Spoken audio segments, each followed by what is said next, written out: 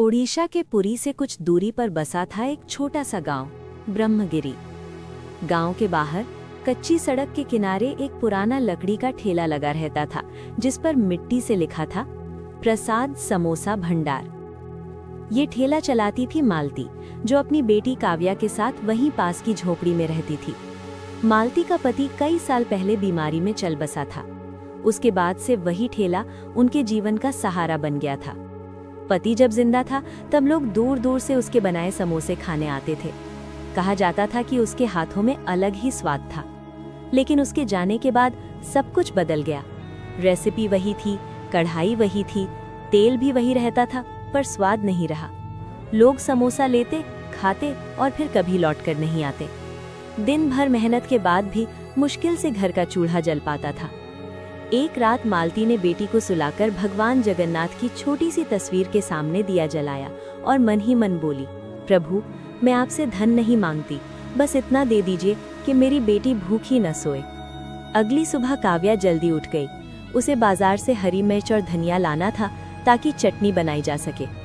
गांव का रास्ता छोटा था, लेकिन बीच में एक पुराना बरगद का पेड़ पड़ता था। उसी पेड़ के नीचे एक वृद्ध साधु बैठा रहता था, जो हर समय जय जगन्नाथ का जाप करता रहता था। काव्या रोज की तरह वहां रुकी, हाथ जोड़कर प्रणाम किया। साधु ने मुस्कुराकर पूछा, बेटी, कहाँ जा रही हो? काव्या ने कहा, चटनी का सामान लेने, घर में आज समोसे बनाने हैं। साधु ने गहरी सांस ली और कहा, मैंने आज तक समोसा नहीं खाया, क्या तुम कल मेरे लिए एक समोसा ला सकोगी? काव्या थोड़ी झिझकी, फिर बोली, बाबा, हमारे समोसे ज्यादा अच्छे नहीं बनते, फिर भी मैं कोशिश करूंगी। अगले दिन काव्या एक गरम समोसा लेकर साधु के पास पहुंची। साधु ने बड़े प्रेम से समोसा लिया, धीरे धीरे खाया और आंखें बंद कर ली। कुछ क्षण बाद बोले, बेटी, स्वाद हाथों में नहीं, मन में होता है। जब डर के साथ बनाओगी तो स्वाद खो जाएगा। इसके बाद काव्या रोज एक समोसा साधु को देने लगी। साधु कम बोलता था, बस कभी कभी इतना कह देता, काम करते समय भगवान को याद रखा करो। कुछ दिनों बाद मालती अचानक बीमार पड़ गई। समोसे बनाना मुश्किल हो गया। एक दिन काव्या अकेली ठेले पर पहुंची, लेकिन समोसे बनाने की हिम्मत ही नहीं हो रही थी। न पैसा था, न भरोसा। सुबह ठेला खोलते ही काव्या ने देखा कि कढ़ाई में गरम तेल तैयार है और पास में समोसे सजे हुए हैं, जैसे कोई रात में ही सब बना गया हो। काव्या डर गई। तभी ग्राहक आने लगे। जो समोसा खाता वहीं रुक जाता। कोई कहता, ऐसा स्वाद सालों बाद मिला है। शाम होते होते भीड़ कम हो गई थी, लेकिन काव्या का मन बहुत बेचैन था। उसे ये बात लगातार परेशान कर रही थी कि आज वो साधु कहीं दिखाई नहीं दिया, जो रोज बरगद के पेड़ के नीचे बैठकर जय जगन्नाथ का जाप करता रहता था। पूरे दिन न उसकी आवाज सुनाई दी, न उसकी मुस्कान दिखी, और न ही वो शांत नजरें, जिनसे काव्या को हर रोज अजीब सा सुकून मिलता था। अचानक मन में घबराहट उठी। काव्या ने गरम समोसों का एक थाल उठाया और तेज कदमों से बरगद के पेड़ की ओर चल पड़ी। वहां पहुंचते ही वो रुक गई। उस जगह न तो साधु था, न उसकी लाठी पड़ी थी, और न ही वो पुरानी चटाई जिस पर वो बैठा करता था। ऐसा लग रहा था जैसे वो साधु कभी वहां रहा ही ना हो। काव्या की आंखों से आंसू निकल आए। भारी मन से उसने धीमी आवाज में कहा, बाबा, आज समोसा सच में अच्छा बना है। उसी समय हवा में एक अजीब सा कंपन महसूस हुआ। वातावरण अचानक बदलने लगा और बरगद के नीचे फैला अंधेरा धीरे धीरे उजाले में बदल गया। काव्या घबरा गई और चारों ओर देखने लगी।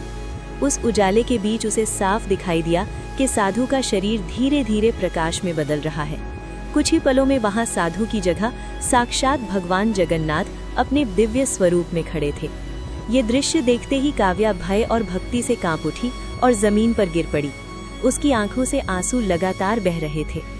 भगवान जगन्नाथ ने करुण स्वर में कहा कि जब मन सच्चा हो और सेवा निस्वार्थ हो तो साधारण सा भोजन भी प्रसाद बन जाता है।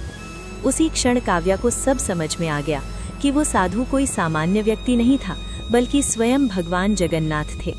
उसी रात मालती का बुखार उतर गया। कुछ ही दिनों में वो पूरी तरह ठीक हो गई। उसके बाद प्रसाद समोसा भंडार पूरे इलाके में प्रसिद्ध हो गया। लोग कहते थे कि उन समोसों में सिर्फ स्वाद नहीं, बल्कि भगवान का आशीर्वाद है। मालती और काव्या दोनों समझ चुकी थी कि उस दिन साधु के रूप में स्वयं जगन्नाथ जी आए थे, ये देखने कि कौन उन्हें बिना स्वार्थ, बिना पहचान, प्रेम से भोजन कराता है।